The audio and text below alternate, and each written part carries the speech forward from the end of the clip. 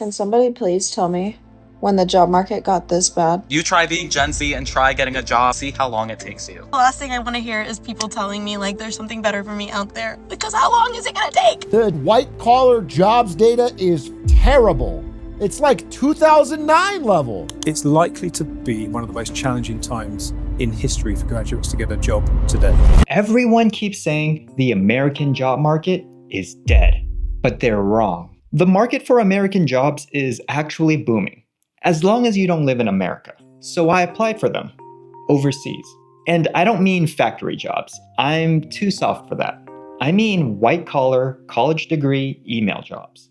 They told us these layoffs were about AI and efficiency. I was able to rebalance my headcount on my support. I've reduced it from 9,000 heads to about 5,000 because I need less heads. That was a lie, because I just submitted my application. The real reason has a name you've probably never heard of: Global Capacity Centers. I didn't know what they were until I applied, but I learned it's a complex system that companies don't want Americans to notice. I put myself through this system and applied for these jobs to see if anyone could land one. But the moment I revealed one detail about myself, the system stopped responding.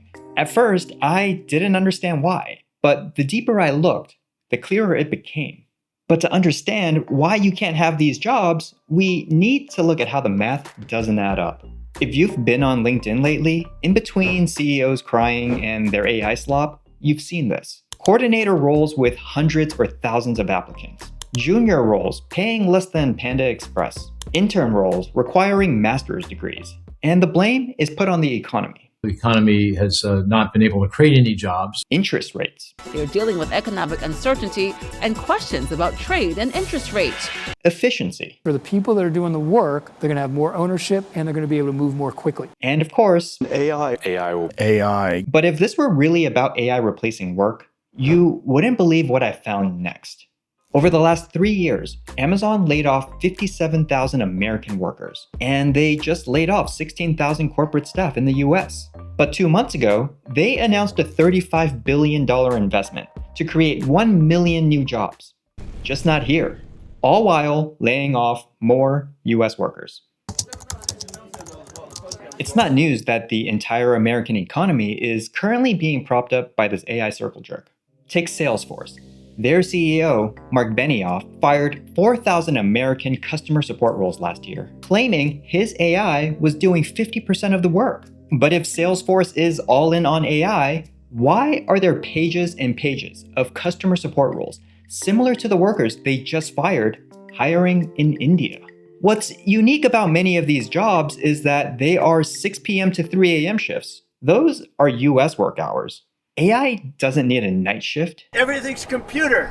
So I decided to apply to test if an American can get an American job in India. And what I found was eye-opening. I looked specifically for jobs with American companies working American shifts on LinkedIn India and Naukri, which is the Indeed of India. But before I apply, I need to blend in. I'm gonna set my location to Bangalore.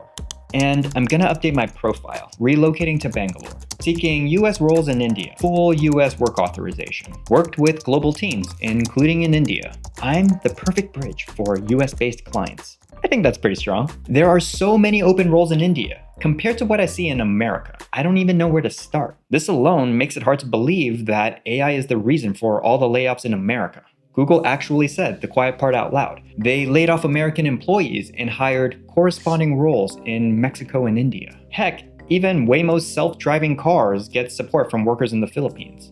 But Waymos don't operate during Filipino work hours. Once I started looking for roles that fit my skills, I kept seeing the same thing, over and over. I work in advertising, and right now, the job market is dismal. Like bloodbath levels of despair. Okay, here's a job at Target, based in India, that I would apply for in America. Senior Marketing Project Manager. Develop project plans, scope work, drive monthly forecast, manage reporting. This is literally what I do. As far as I know, Target doesn't operate stores in India, but they have hundreds of unique corporate job listings on Naukri. Same with this job for Lowe's, and this job for Albertsons, and this job for Capital One. All American companies with no Indian customers. Okay, so finding American jobs in India is easy. But applying for them is another story. I learned the hard way. On Naukri, to make an account, I must have an Indian phone number to submit an application. And on a lot of these job portals, they make me upload a photo of my passport and provide a tax number, effectively barring anyone but Indians from applying. Alright, I got around some of these requirements. I'm sending in my target application. I'm also going to apply to this, and this job. And while I'm at it, I'll do some cold outreach to recruiters for American companies hiring in India. Guys, I don't know if this is going to work. I'm basically pulling a reverse H-1B. And speaking of H-1Bs, remember when the president put a $100,000 application fee on them a few months ago? Did you notice how not a single CEO complained about it? The H-1B debate is a distraction. For 30 years, companies used H-1B visas to bring workers to the US for highly skilled jobs no one else here could do. Last year, the government slapped a $100,000 fee on H-1B applications, up from $5,000, and not a single CEO spoke out about this. This is after years of complaining that there isn't enough talent, and after years of lobbying for the expansion of the H-1B program. These same companies also hire the most H-1B workers, and these CEOs donated millions of dollars to Trump's inauguration and the new White House ballroom. But none of them have pushed back on what you would think is a major disruption to their business. That's because they found a better loophole. They realized instead of hiring an indentured servant for $100,000 a year in America, they could hire 5, and now 10, for the same price abroad. Companies don't want immigrants in America. They want American jobs in India. Oh, better check my job applications. I got bills to pay. To my surprise, some of these cold applications actually worked. I'm 2 for 5 on responses. In America, I'm typically 2 in 50 these days. Okay, this person said, "Hi David, would love to chat." This other one said, "Your experience looks like a good fit. Do you have time?" I got nothing but time. While I prep for my interview, we need to talk about who built this system. Because it shocked me to find that all these American employers could so easily hire from abroad to replace American jobs. It's not the CEOs, they're just the buyer.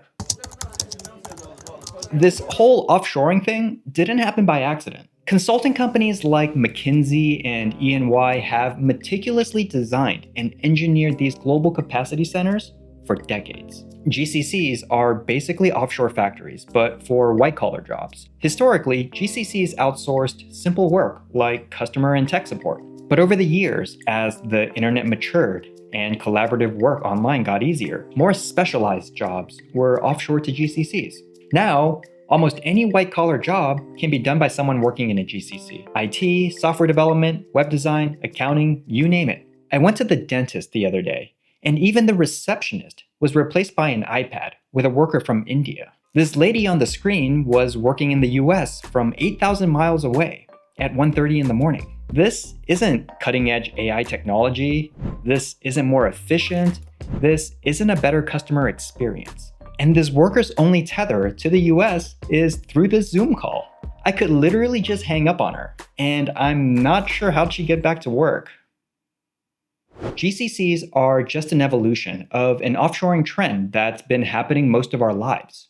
The idea took off when Jack Welch, the CEO of General Electric during the 1980s, flipped corporate capitalism on its head. He notoriously offshored more than 100,000 American jobs, and GE stock went up. You can't beat that logic, so consulting companies took this playbook and have been selling it ever since. This slide deck from the consulting company Kearney, which consults for 3/4 of the Fortune 500, pitches it like this. Mr. CEO, most of your business costs come from paying employees.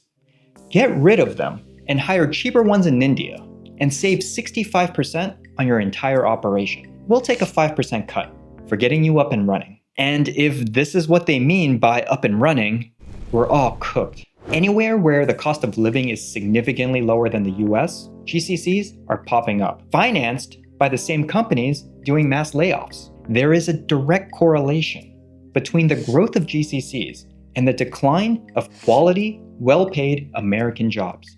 Workers in GCCs are not better than Americans at their own jobs, and end customers aren't getting a better product. But at face value, these consulting companies' pitches sure make it seem that way. Ernst & Young pitches it like this. Running a business, you have 4 problems. But look a little closer. It's all the same problem. Lack of talent at a reasonable cost. Reduce the cost of operations. Drive speed to value. And we at E&Y can fix these problems. This is how. We'll fire your current workers. We'll rehire everyone you need in India. And when you've got a well-oiled machine, we'll transfer the entire operation over to you. And how can you trust us? Well, we've been doing this for more than 20 years. We've offshored 30,000 jobs and counting. And we have a pool of over 100,000 people working for us, with 1 million more workers at the ready. Once the machine is built, layoffs are automatic.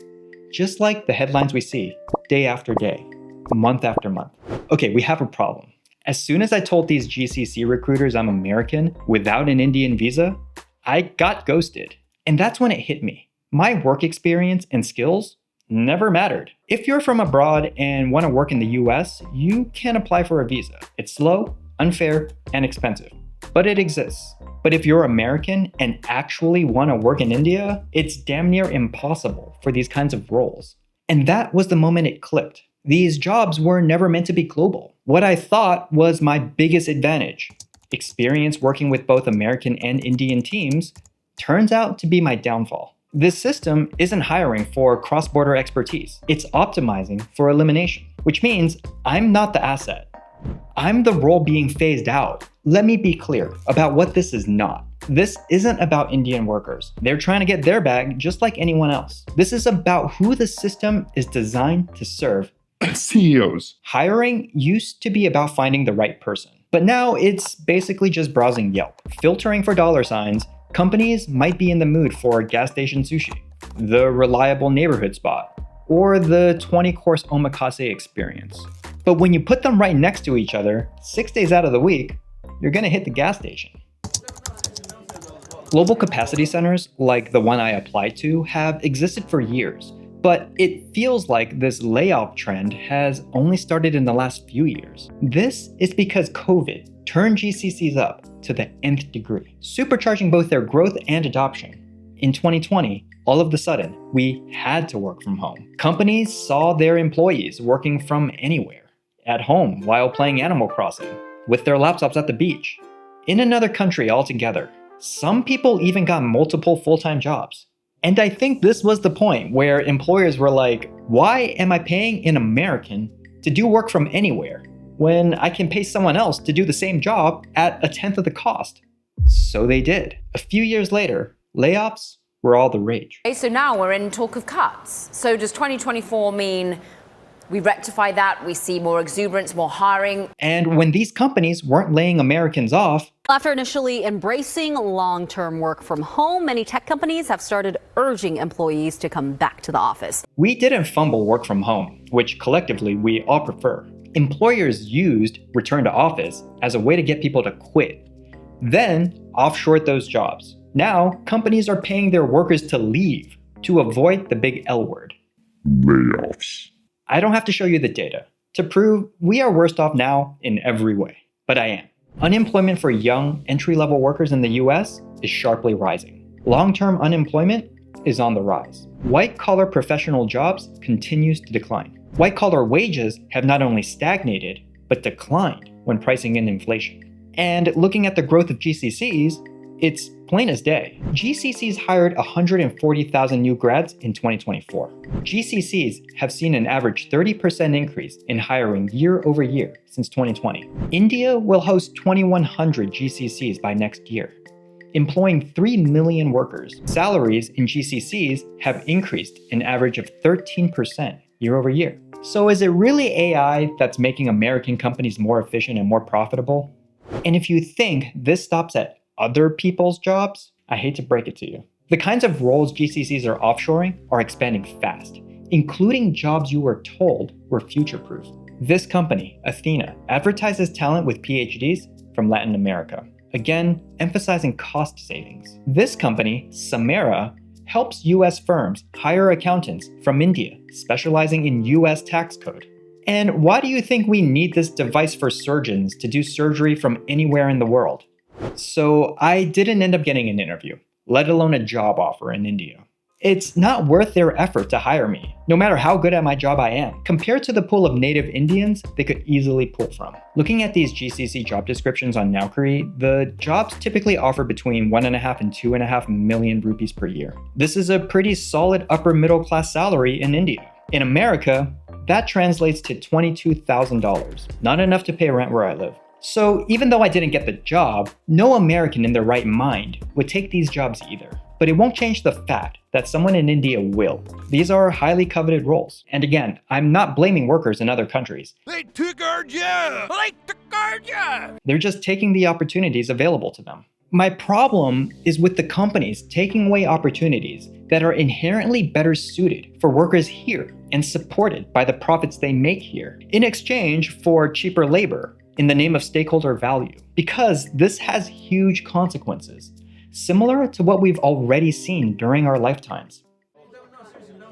The thing that bothers me the most isn't that jobs in the US are shrinking. It's that the entire career ladder, the thing that turns an entry-level role into a middle-class life, is being dismantled, rung by rung. Nothing stopped companies from offshoring shipbuilding in the 1960s, or steel production in the 70s, or mining in the 80s, or car manufacturing in the 90s, or customer support jobs in the 2000s. And nothing is going to stop these companies from continuing to offshore nuanced and technical white-collar jobs now.